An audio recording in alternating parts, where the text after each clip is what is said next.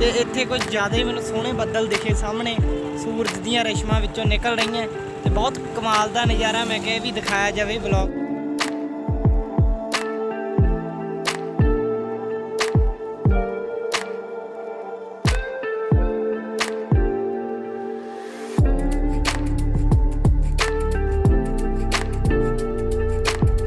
ਜਿੱਥੇ ਮੈਂ ਖੜਾ ਇੱਥੋਂ ਬੱਬੂ ਮਾਨ ਦਾ ਪਿੰਡ ਮਾਨਪੁਰ ਖੰਡ, ਉਹ 10 ਕਿਲੋਮੀਟਰ ਰਹਿ ਗਿਆ ਹੈ ਤੇ ਅੱਗੇ ਆਪਾਂ ਮਾਨਪੁਰ ਖੰਡ ਜਾਣਾ ਹੈ ਤੇ ਉਹ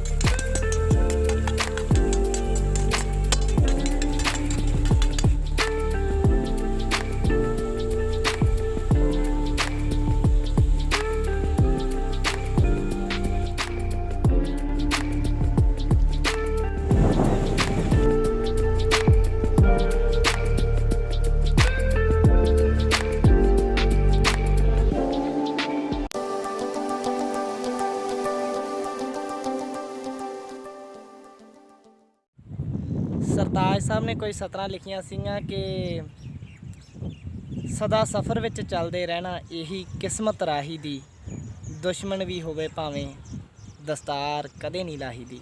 ਸੋ ਸਦਾ ਹੀ ਸਫ਼ਰ 'ਚ ਚੱਲਦੇ ਰਹਿਣਾ ਜੀ। ਚਲੋ ਚਲੀਏ। ਸਤਿ ਸ਼੍ਰੀ ਅਕਾਲ ਜੀ ਸਾਰਿਆਂ ਨੂੰ। ਦੇਖੋ ਮੇਰੇ ਮੋਢਿਆਂ ਤੇ ਕਿੱਟ ਆ ਤੇ ਕੰਮ ਪੂਰਾ ਫਿੱਟ ਆ। ਵੈਸੇ ਮੈਂ ਫਿੱਟ ਨਹੀਂ ਹੈਗਾ, ਮੈਂ ਥੋੜ੍ਹਾ ਜਿਹਾ ਢਿੱਲਾ ਚੱਲ ਰਿਹਾ।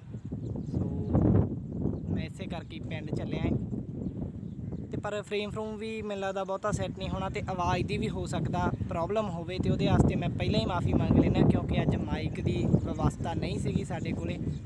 ਤੇ ਮੈਂ ਸੋਚਿਆ ਕਿ ਮੈਂ ਮੋਹਾਲੀ ਤੋਂ ਪਿੰਡ ਜਾਂਦਿਆਂ ਕਿਉਂ ਨਾ ਆਪਣੇ ਦੋਸਤਾਂ ਨਾਲ ਸਾਂਝਾ ਕਰਾਂ ਵੀ ਸਾਰਾ ਸਫ਼ਰ ਕਿਸ ਤਰ੍ਹਾਂ ਦਾ, ਕਿਉਂਕਿ ਮੈਂ ਹਰ ਵਾਰ ਬਾਈਕ 'ਤੇ ਹੀ ਜਾਂਦਾ ਹੁੰਦਾ, ਮੋਟਰਸਾਈਕਲ 'ਤੇ ਹੀ ਜਾਂਦਾ ਹੁੰਦਾ। ਸੋ ਅੱਜ ਜਿਹੜੀ ਹੁਣ ਪਿੰਡ ਦੀ ਯਾਤਰਾ, ਜਿਹਨੂੰ ਆਪਾਂ ਕਹਿ ਦਈਏ ਨਿੱਕੀ ਯਾਤਰਾ, ਸ਼ੁਰੂ ਕਰਨ ਲੱਗੇ ਹਾਂ ਮੋਹਾਲੀ ਤੋਂ ਪਿੰਡ ਦੀ। ਸੋ ਤੁਹਾਨੂੰ ਸਾਰਿਆਂ ਨੂੰ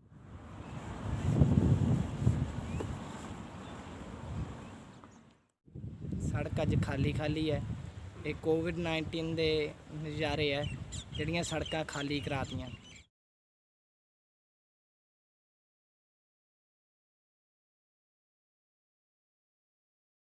ਤਾਂ ਅੱਜ ਬਹੁਤ ਚੰਗਾ ਏ, ਪਰ ਥੋੜ੍ਹੀ ਜਿਹੀ ਤਬੀਅਤ ਖਰਾਬ ਆ। ਮੋਹਾਲੀ ਤੋਂ ਪਿੰਡ ਨੂੰ ਚੱਲਣ ਲੱਗੇ ਆ ਤੇ ਤੁਸੀਂ ਵੀ ਮੇਰੇ ਨਾਲ ਚੱਲਣਾ ਹੈ। ਪਹਿਲਾ ਵਲੌਗ ਹੈ, ਜੇਕਰ ਚੰਗਾ ਲੱਗਿਆ ਤਾਂ ਆਪਾਂ ਅੱਗੇ ਤੋਂ ਵੀ ਇੱਦਾਂ ਦੀਆਂ ਵੀਡੀਓਜ਼ ਚੈਨਲ ਦੇ ਜ਼ਰੀਏ ਤੁਹਾਡੇ ਤੱਕ ਪਹੁੰਚਾਇਆ ਕਰਾਂਗੇ। ਅੱਜ ਫ੍ਰੀ ਹੋਇਆ ਸੀ, ਛੁੱਟੀ ਲੈ ਕੇ 2 ਦਿਨ ਦੀ ਕੰਮ ਤੋਂ ਘਰ ਜਾ ਰਹੇ ਹਾਂ ਤੇ ਮੈਂ ਸੋਚਿਆ ਕਿ ਇਹੀ ਆਪਣੇ ਸਾਰੇ ਦੋਸਤਾਂ ਨਾਲ ਸਾਂਝਾ ਕੀਤਾ ਜਾਵੇ। ਸੋ ਆਪਾਂ ਜਰਨੀ ਦੀ ਸ਼ੁਰੂਆਤ ਕਰਦੇ ਹਾਂ ਇੱਥੋਂ, ਜਿਹੜਾ ਪਿੰਡ ਤੱਕ ਦਾ ਸਫ਼ਰ ਕਿੱਦਾਂ ਦਾ ਰਹਿੰਦਾ ਹੈ ਤੇ ਤੁਸੀਂ ਵੀ ਮੇਰੇ ਨਾਲ ਚੱਲਣਾ ਹੈ ਤੇ ਦੇਖਣਾ ਹੈ ਕਿ ਇੱਥੋਂ ਤੋਂ ਲੈ ਕੇ ਪਿੰਡ ਦਾ ਜਿਹੜਾ ਸਫ਼ਰ ਆ ਉਹ ਕਿਵੇਂ ਦਾ ਰਹਿੰਦਾ। ਸੋ ਚੱਲਦੇ ਹਾਂ ਜੀ।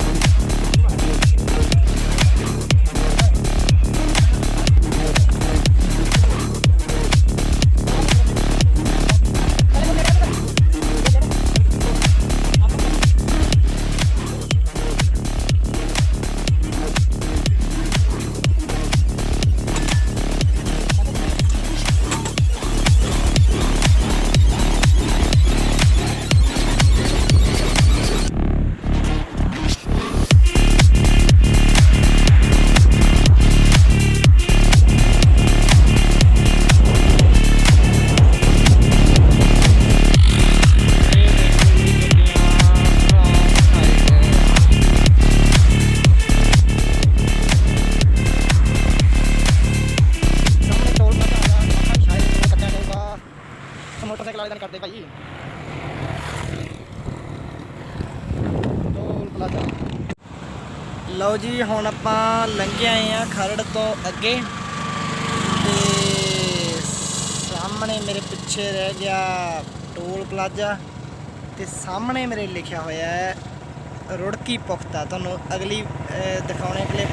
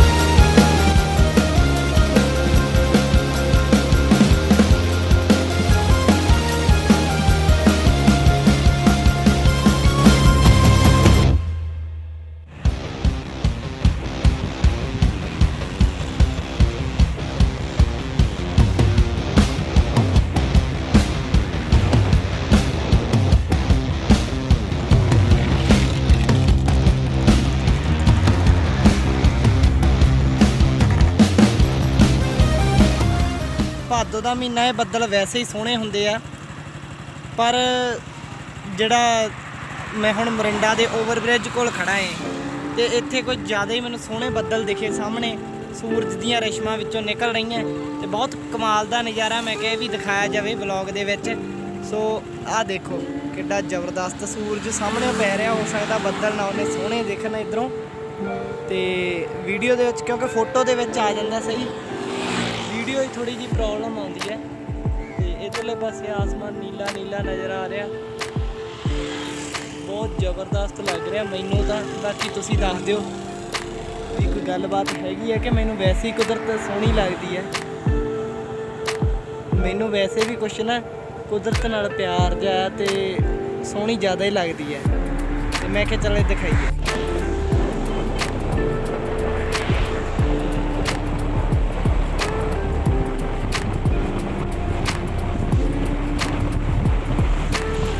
ਜਿੱਥੇ ਮੈਂ ਖੜਾ ਇੱਥੋਂ ਬੱਬੂ ਮਾਨ ਦਾ ਪਿੰਡ ਮਾਨਪੁਰ ਖੰਡ ਉਹ 10 ਕਿਲੋਮੀਟਰ ਰਹਿ ਗਿਆ ਹੈ, ਤੇ ਅੱਗੇ ਆਪਾਂ ਮਾਨਪੁਰ ਖੰਡ ਜਾਣਾ ਹੈ। ਤੇ ਉਸ ਤੋਂ ਪਹਿਲਾਂ ਜੇ ਕੋਈ ਪੈਟਰੋਲ ਪੰਪ ਆਉਂਦਾ ਹੋਇਆ ਤਾਂ ਮੈਂ ਤੇਲ ਵੀ ਪਵਾਉਣਾ, ਕਿਉਂਕਿ ਤੇਲ ਮੈਨੂੰ ਹੁਣ ਪਤਾ ਲੱਗਿਆ ਕਿ ਰਿਜ਼ਰਵ 'ਚ ਲੱਗਿਆ ਹੋਇਆ। ਸੋ ਉਹ ਨਾ ਗੱਲ ਹੋਵੇ ਕਿ ਮੈਨੂੰ ਧੱਕਾ ਲਿਜਾ ਕੇ ਲਾ ਕੇ ਲਿਜਾਣਾ ਪਵੇ, ਮੇਰਾ ਬਾਈਕ ਮੈਨੂੰ ਤੋੜ ਕੇ ਲਿਜਾਣਾ ਪਵੇ।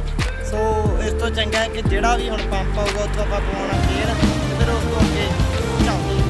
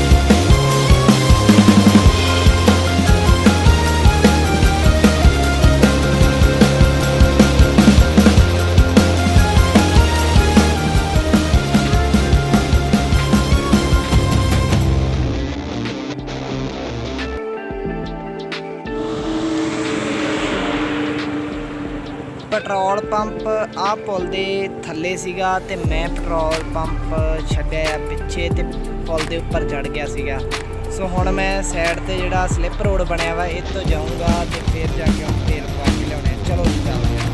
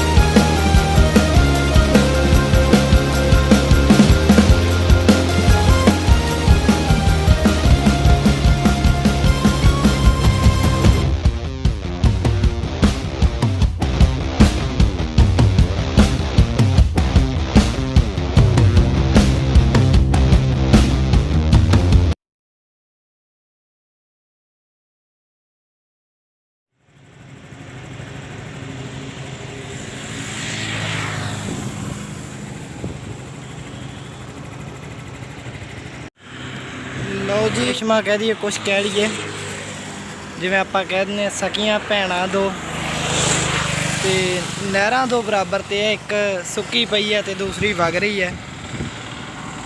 ਤੇ ਇਹ ਨਹਿਰ ਬਾਰੇ ਵੀ ਆਪਾਂ ਰਿਸਰਚ ਕਰਦੇ ਹਾਂ ਜਾ ਕੇ ਵੀ ਕਿਹੜੀ ਨਹਿਰ ਹੈ ਇਹ।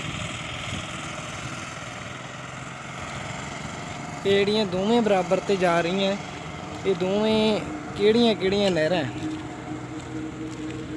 ਤੇ ਆ ਵੈਸੇ ਨੀਲੋ ਲੱਗਦੀ ਹੈ ਪਰ ਨੀਲੋ ਨਹੀਂ ਹੈ, ਇਹ ਨੀਲੋ ਨਹਿਰ ਵੱਜਦੀ ਹੈ ਇਹ, ਕਿਉਂਕਿ ਪਾਣੀ ਨੀਲਾ ਨੀਲਾ ਪਰ ਇਹ ਨੀਲੋ ਨਹਿਰ ਨਹੀਂ ਹੈਗੀ। ਨੀਲੋ ਨਹਿਰ ਅੱਗੇ ਜਾ ਕੇ ਹੈ, ਪਾਣੀ ਜ਼ਰੂਰ ਇਹਦਾ ਨੀਲਾ ਨੀਲਾ ਹੈ।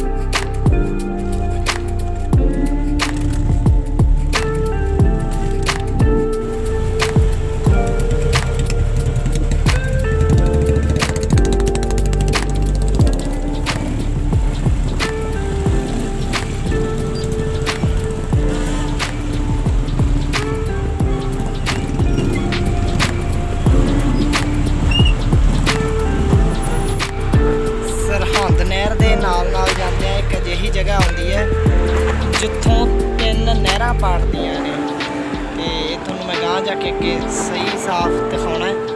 ਤੇ ਇੱਥੋਂ 3 ਨਹਿਰਾਂ ਦਾ ਨਹਿਰ ਤੇ ਚਾਹ ਪੀਣ ਵਾਸਤੇ ਖੜੇ ਆ। ਇਹ ਮਾਨਪੁਰ ਹੈਡ ਆ ਜੀ ਤੇ ਗੁਰਥੜੀ ਦੇ ਪੁਲ ਵੱਜਦੇ ਆ। ਬੜੀ ਸੋਹਣੀ ਲੋਕੇਸ਼ਨ ਹੈ ਇਹ, ਇੱਥੇ ਰੁਕਿਆ ਸੀਗਾ। ਸੋ ਇੱਥੋਂ 3 ਨਹਿਰਾਂ ਨਿਕਲਦੀਆਂ ਨੇ ਤੇ ਇੱਕ ਤਾਂ ਉਹ ਵਿਚਾਲੇ ਵਾਲੀ ਹੈ, ਇੱਕ ਇੱਧਰਲੀ ਸਾਈਡ ਤੇ ਇੱਕ ਉੱਧਰ ਨੂੰ ਨਿਕਲ ਜਾਂਦੀ ਹੈ। ਸੋ ਹੁਣ ਆਪਾਂ ਨੂੰ ਚਾਹ ਪੀਤੀ ਹੈ ਇੱਥੋਂ ਤੇ ਅੱਗੇ ਚੱਲਣ ਲੱਗੇ ਆ। ਤੇ ਮੈਨੂੰ ਹੁਣ ਥੋੜ੍ਹਾ ਜਿਹਾ ਛੇਤੀ ਚੱਲਣਾ ਪੈਣਾ ਕਿਉਂਕਿ ਟਾਈਮ ਕਾਫੀ ਹੋ ਗਿਆ ਹੈ ਤੇ ਪਿੰਡ ਪਹੁੰਚਦੇ ਨੂੰ ਮੈਨੂੰ ਹਨੇਰਾ ਹੋ ਜਾਣਾ ਜੇ ਮੈਂ ਆਪਾਂ ਥੋੜ੍ਹਾ ਜਿਹਾ ਸਲੋਅ ਚੱਲੇ। ਤੇ ਹੁਣ ਖਿੱਚ ਕੇ ਜਾਣਾ ਪੈਣਾ ਅੱਗੇ ਤੇ ਚੱਲਦੇ ਹਾਂ ਜੀ ਹੁਣ ਅੱਗੇ।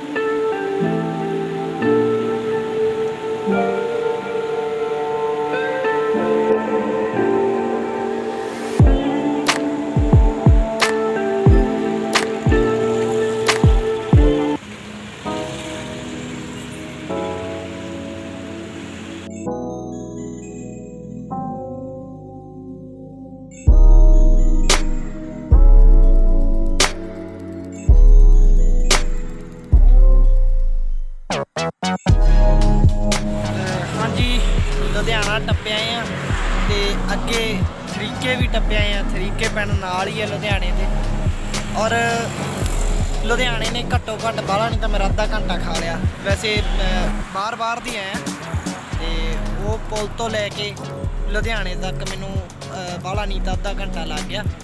ਤੇ ਦਿਨ ਜਾਂ ਛਿਪ ਗਿਆ ਹੈ ਤਕਰੀਬਨ, ਤੁਹਾਨੂੰ ਪਤਾ ਲੱਗਦਾ ਹੀ ਹੋਊਗਾ ਦਿਨ ਤਕਰੀਬਨ ਛਿਪ ਗਿਆ ਹੈ। ਤੇ ਹੁਣ ਤਾਂ ਹਨੇਰਾ ਹੋਣ ਦੀ ਵੇਟ ਹੀ ਆ ਬਸ। ਤੇ ਅੱਗੇ ਬੋਰਡ ਲਿਖਿਆ ਆ ਰਿਹਾ ਹੈ ਕਿ ਮੁੱਲਾਂਪੁਰ ਦਾਖਾ 9 ਕਿਲੋਮੀਟਰ ਤੇ ਜਗਰਾਉਂ 28 ਕਿਲੋਮੀਟਰ। 28 ਕਿਲੋਮੀਟਰ ਜਗਰਾਉਂ ਰਹਿ ਗਿਆ ਤੇ 9 ਕਿਲੋਮੀਟਰ ਮੁੱਲਾਂਪੁਰ ਦਾਖਾ ਰਹਿ ਗਿਆ। ਚਲੋ ਜੀ ਅੱਗੇ ਜਾ ਕੇ ਕਰਦੇ ਹਾਂ ਗੱਲ।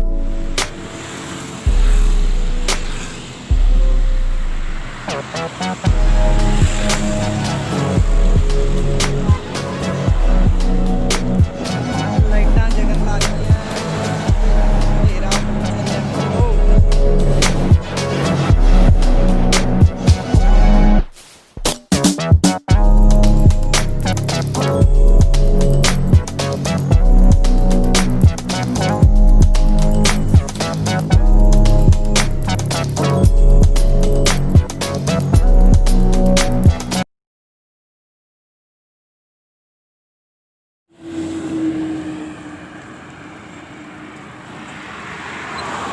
ਦੋਸਤੋ ਦੁਨੀਆ ਦੇ ਵਿੱਚ ਇਨਸਾਨੀਅਤ ਦੀ ਵੀ ਕਮੀ ਨਹੀਂ ਹੈਗੀ ਤੇ ਇਨਸਾਨੀਅਤ ਨਿਭਾਉਣ ਵਾਲੇ ਲੋਕ ਵੀ ਦੁਨੀਆ ਦੇ ਵਿੱਚ ਪਾਏ ਜਾਂਦੇ ਨੇ। ਜਿਸ ਤਰ੍ਹਾਂ ਆਪਾਂ ਅਕਸਰ ਵੇਖਦੇ ਹਾਂ ਵੱਡੇ ਲੋਕਾਂ ਦੇ ਕਹਿੰਦੇ ਆ ਕਿ ਦਿਲ ਨਹੀਂ ਹੁੰਦਾ। ਵੱਡੇ ਲੋਕਾਂ ਦੇ ਆਪਣੀ ਜ਼ਿੰਦਗੀ ਜਿਉਣੀ ਉਹ ਜਾਣਦੇ ਆ, ਸਿਰਫ ਦੂਜਿਆਂ ਨਾਲ ਉਹਨਾਂ ਨੂੰ ਕੋਈ ਮਤਲਬ ਨਹੀਂ ਹੁੰਦਾ। ਪਰ ਇੱਥੇ ਮੈਂ ਰਸਤੇ 'ਚ ਆ ਰਿਹਾ ਸੀ, ਮੈਂ ਦੇਖਿਆ ਕਿ ਇੱਕ ਬਾਈ ਜੀ ਆਪਣੀ ਗੱਡੀ ਖੜਾ ਕੇ ਤੇ ਉਹਦੇ ਵਿੱਚੋਂ ਗਊਆਂ ਵਾਸਤੇ ਤੇ ਖਲ ਪਾ ਰਹੇ ਸੀਗੇ।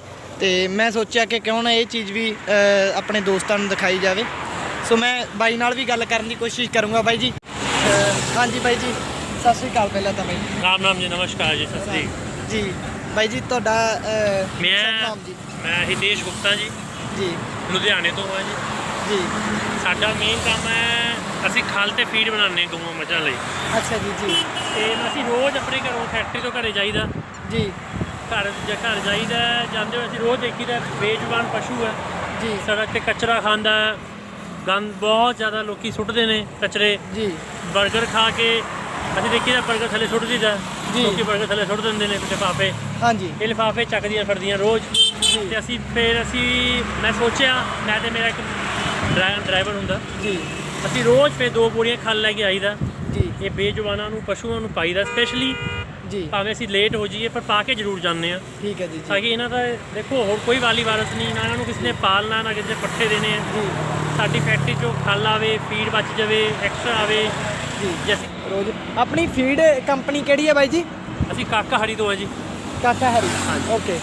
ਫੀਡ ਕੰਪਨੀ ਬਾਈ ਹੋਰਾਂ ਦੀ ਕਾਕਾ ਹਰੀ ਹੈ। ਸੋ ਇਹਨਾਂ ਨੇ ਜਿਹੜਾ ਆਹ ਗਊਆਂ ਵਾਸਤੇ ਡੇਲੀ ਆਪਣੀ ਫੀਡ ਕੰਪਨੀ ਤੋਂ ਫੀਡ ਲਿਆਉਂਦੇ ਆ ਨਾ। ਤੇ ਜਿੰਨਾ ਵੀ ਯਾਰ ਜਿਹੜੇ ਲੈਵਲ ਤੇ ਬੰਦਾ ਜਿੱਦਾਂ ਦਾ ਵੀ ਕੁਝ ਕਰ ਸਕਦਾ ਹੈ ਉਹ ਕਰਨਾ ਚਾਹੀਦਾ ਸਾਨੂੰ।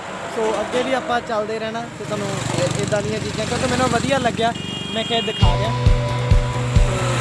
ਤੇ ਇਹ ਗਾਵਾਂ ਨੂੰ ਪੂਰੀਆਂ 2 ਬੋਰੀਆਂ ਬਾਈ ਨੇ ਖਲ ਦੀਆਂ ਪਾਈਆਂ ਨੇ।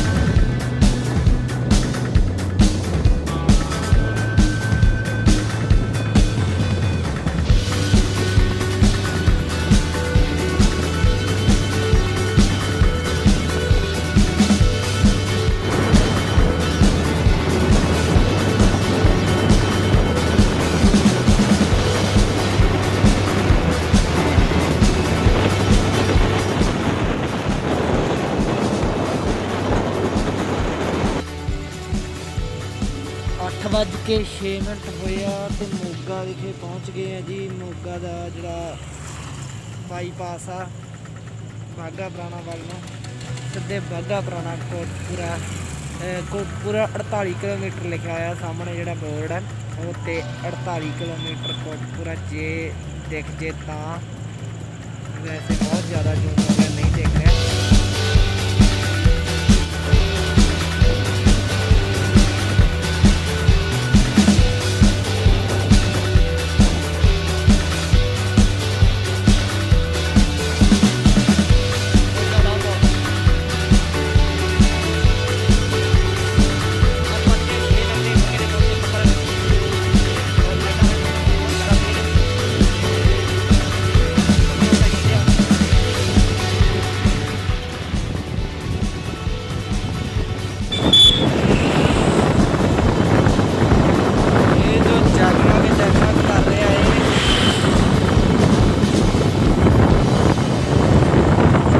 ਇਹ ਮੋਗੇ ਦਾ ਬਿਜਲੀ ਪਲਾਂਟ ਦਾ ਬਈ, ਮਤਲਬ ਕਿ ਗ੍ਰਿਡ।